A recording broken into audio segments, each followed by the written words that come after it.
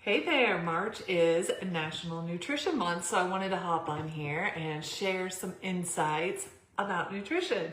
I'm sure if you're listening to this, you've likely heard a million different things about nutrition, and my goal today is to simplify it and perhaps give you another lens to also approach your eating. And it's so much more than just the food we put in our mouth, but we're gonna start with that.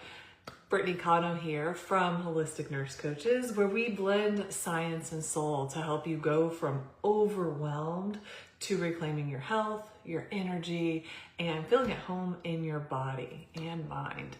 So, nutrition, there's so much to it, and I like to start with the basics, and we're going to kind of go from there. So when I say the word holistic, what I mean is physical. So we're going to look at the physical things, some really tangible things that you can take away today and start implementing.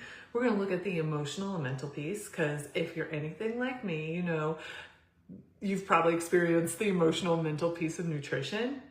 Sidebar, I want to say that I'm coming to this topic from multiple lenses as well, not just this holistic lens. I'm coming to this topic from a nurse working in ICU and seeing the effects of poor nutrition and what that does and how that affects your health. I'm coming to this conversation today through the lens of somebody who has struggled with sugar addiction, overeating, bulimia, and overcome that. And now I overall eat pretty healthy and don't have those same attachments and addictions with food, but it's been a lot of trauma work to get to this point.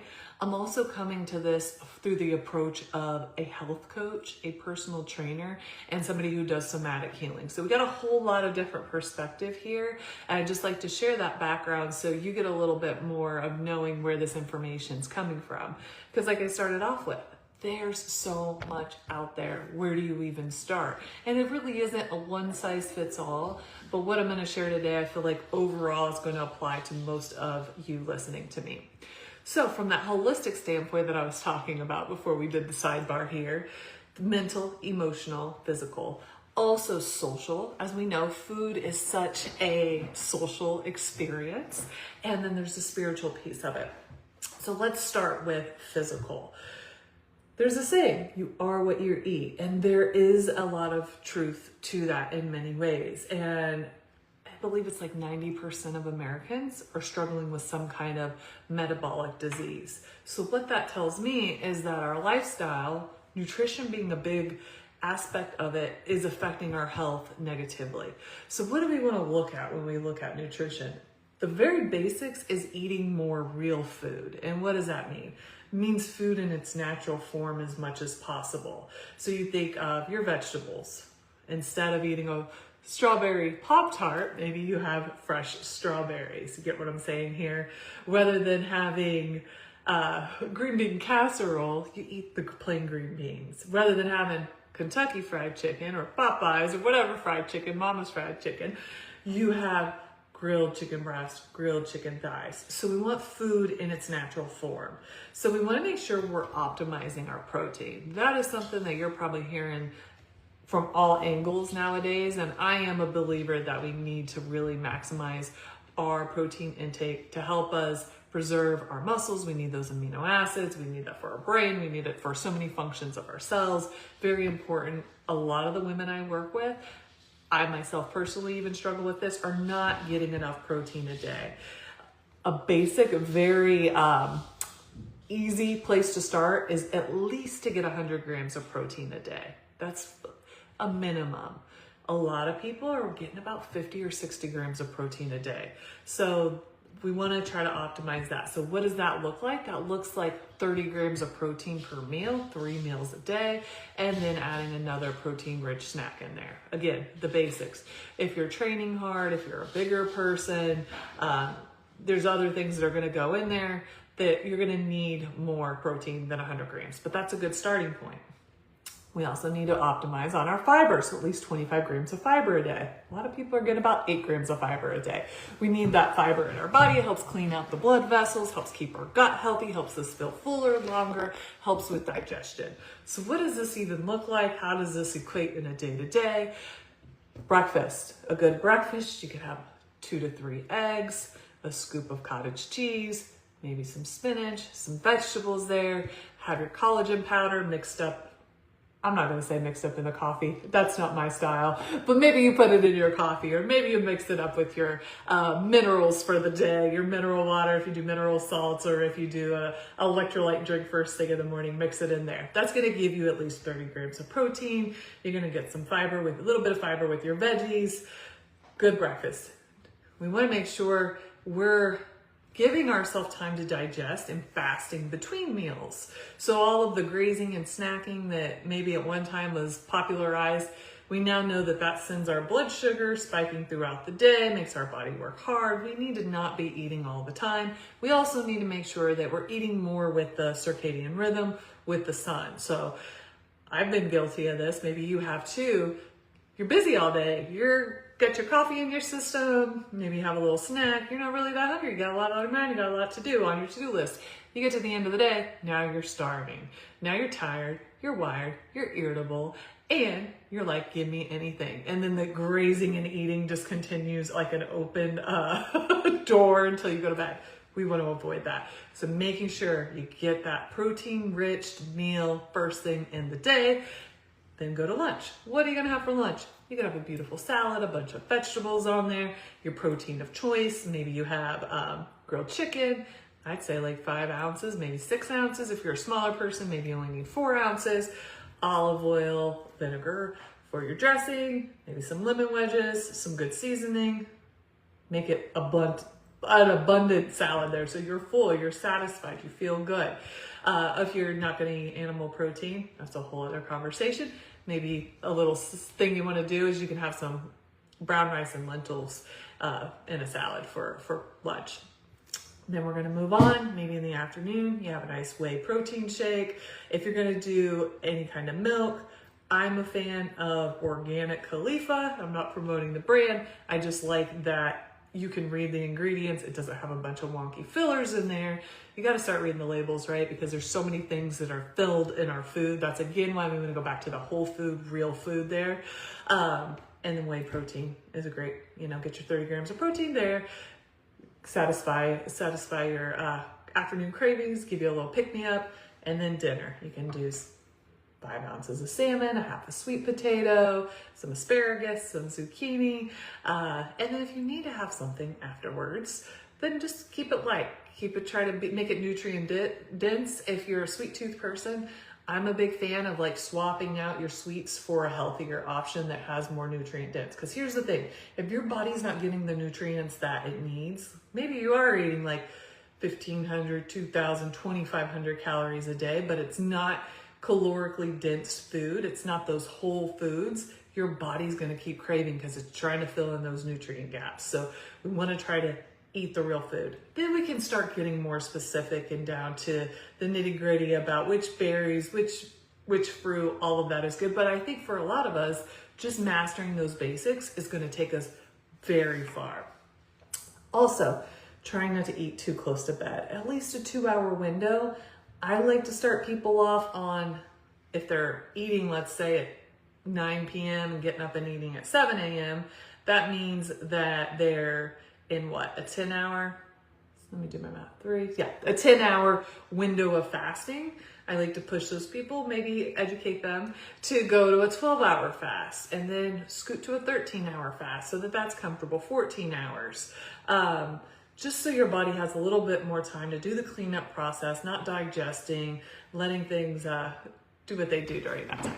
So those are the basics on the physical. Also on the physical, making sure that you plan ahead. We plan so many other things, right? We plan appointments. I'm sure you plan meetings, all of those things, planning the meals, keeping healthy snacks on hand. It's such a huge disruptor, right? Not only of our energy, but our mood, of our blood sugar, of so many things. When we go too long, we go past that point of not eating and we start getting hangry. So having healthy snacks on hand is going to also make it easier to choose healthy foods, and trying again to cut back on the processed foods. If you're somebody who's like, all I eat is processed food, it's nice to start with 1 meal a day and then build your way up from there. Meeting yourself where you're at is going to be so important.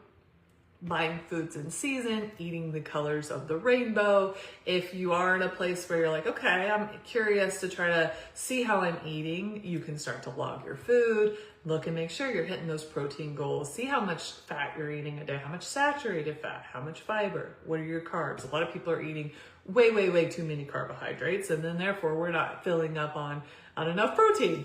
So those are just some very basics on the physical level when it comes to nutrition. There's a lot more we could talk about, but I want to give you the basics and start from there. And if you have specific questions, please go ahead and drop them in the chat. I'd love to hear from you, and I'd love to answer those questions for you.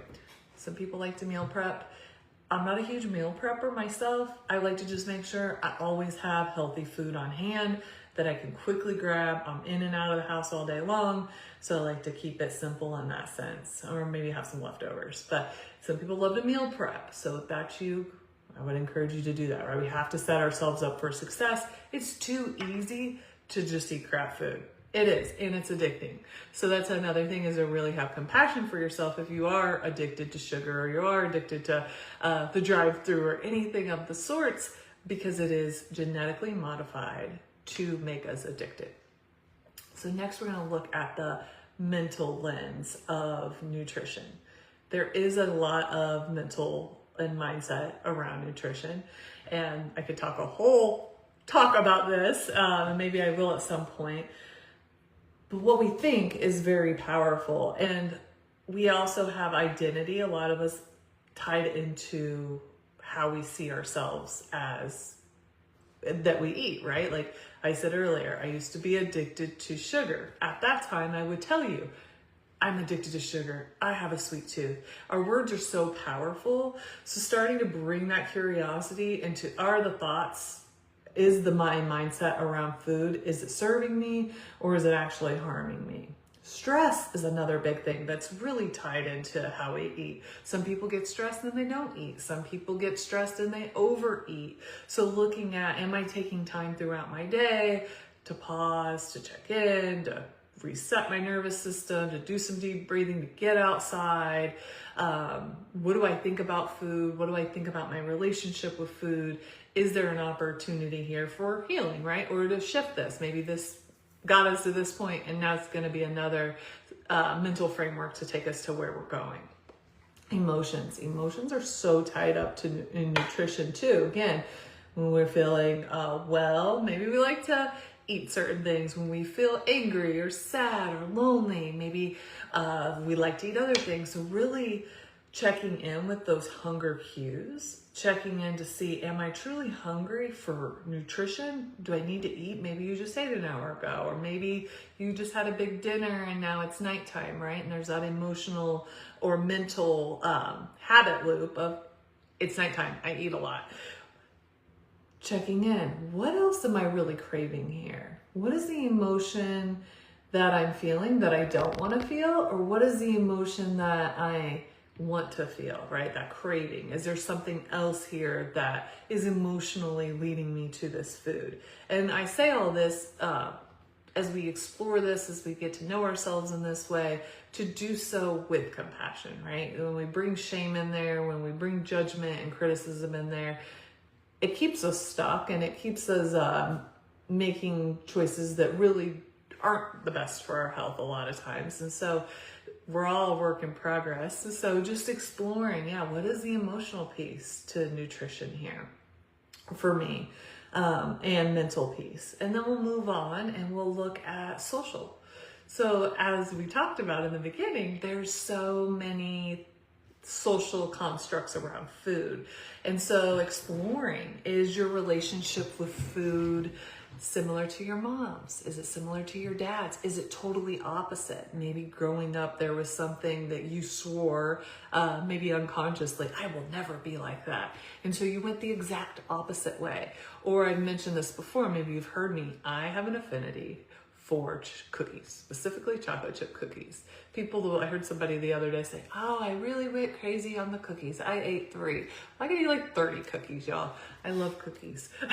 But my mom would bake cookies growing up, and I think for me, cookies are not only delicious, but they're also like bring this feeling of love and warmth and safety and connection, and have like a really happy, cared for experience with my mom. But here's the thing, if I eat 30 cookies 3 times a week, we know that that's going to really negatively affect my metabolic health. Therefore, it's going to affect my quality of life in the long term. That's the lens, we want to look at. What's really going to support my quality of life? What's going to bring me energy? How can I feel my best? Kind of approach is what we're looking at here. And so looking at that social piece for you.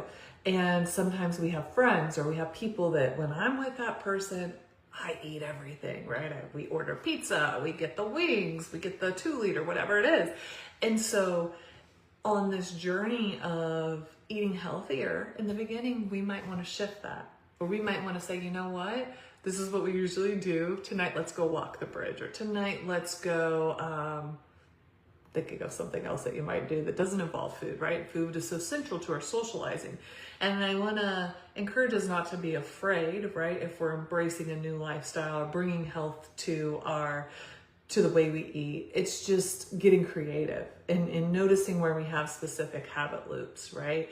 And bringing that curiosity of when it's a birthday party, do I have to eat 4 pieces of cake, or do I have to drink 6 drinks, or do I need to eat non-stop the whole time? Could I potentially fill my plate with primarily things that are going to support me, that are going to fill that nutrient gap, and then have a piece of cake, and then, or just have a drink, that kind of thing. You see what I'm saying? So starting to explore socially what this could look like for you as well. And I even heard this, and I've heard this before. I was listening to this on a podcast yesterday, that our gut microbiome can start to be similar to the people that are around us. So having healthy people around us is also going to support us in being the healthier version of us. And then I want to talk about nutrition through the spiritual lens. So in some cultures, some religions, it's my body is my temple. So if we really approach that, my body is my temple, think about how different, even if you don't subscribe to that idea, but just think about how different if we really believed and lived as though our body was our temple. We would want to eat real whole foods. We would want to take care of it. We would want to do what's going to bring it energy, what's going to bring healing, what feels good, right? There's certain foods that I eat that are great for me, and you might eat them and you might feel like total crap, right? So we would start to really notice how we feel. Oh, after I eat that meal, my stomach bloats up, or I get a headache. We would start to really be in tune with that and perhaps treat our body in a more loving, nourishing way. So there's that piece of spirituality. There's also that we can bring in mindfulness to the way we eat. And that's a very vast topic in ways when you think about nutrition. But I like to start with just that slowing down, where we can talk about prayer, right? Blessing the food, setting the intention of the food, just pausing. So easy to have the cell phone out, maybe writing something down, throwing food in our mouth, right? So at least taking the first 5 minutes of your meal where everything's shut down, and then building from there. Then maybe you do have a whole meal where there's no electronics, but taking that time to slow down, to connect, to drop into the senses, to really taste the food, the textures, to fully chew. Digestion begins with the smells and then with the taste. So taking the time to fully chew and slowing down, and also taking that time to appreciate, where did this food come from? Think of the elements, think of nature, right? Food is a very intimate, vulnerable practice that we do all day long, a lot of times on automatic, but you think about how intimate it is that we're taking this item, we're putting it into our body, and that at some point we're releasing some of that, but that it's giving us fuel to even be sitting here right now. So that's how you look at the spiritual piece of it, and that practice of gratitude, that practice of let this food nourish me, and thinking like, oh, this is part of the sun, this is part of the soil. How many people were involved to bring this right here for me? So I would love to hear from you. Any insights that you heard today that you were like, you know what, I'm going to expand on that. Or if you have any specific questions, like I said, But stick with the basics. Start with the basics.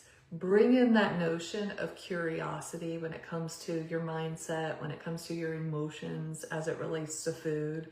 And also when we start to think about how can I nourish myself?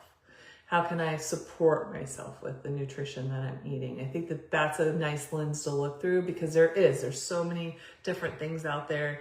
The products can be so misleading. You think you're eating something healthy, and then you start reading through the ingredient list, and you very well may not recognize what a lot of those things are. That sugar shows up in a lot of sneaky ways. There's a lot of toxic oils in so many items, and just a bunch of weird fillers, weird dyes. And as you start to look at that, you're going to start to recognize, what is this? Is this really supporting my health, or is this going to cause me problems maybe in the near future or later on down the line? And it doesn't just take one, processed food to make us metabolically ill, but it is the accumulation combined with most of us have a more sedentary lifestyle, generally speaking. It's easy not to have to get up and move around these days. We can just get things delivered to our door by the push of a button, literally. Our stress levels, our pressure, our distractions through the roof. So all of this also contributes to our inflammation, to our physical health, metabolic health. So I could go on and on, but I hope this was supportive. Hey, Hunter. All right. Talk to y'all soon. Have a great day.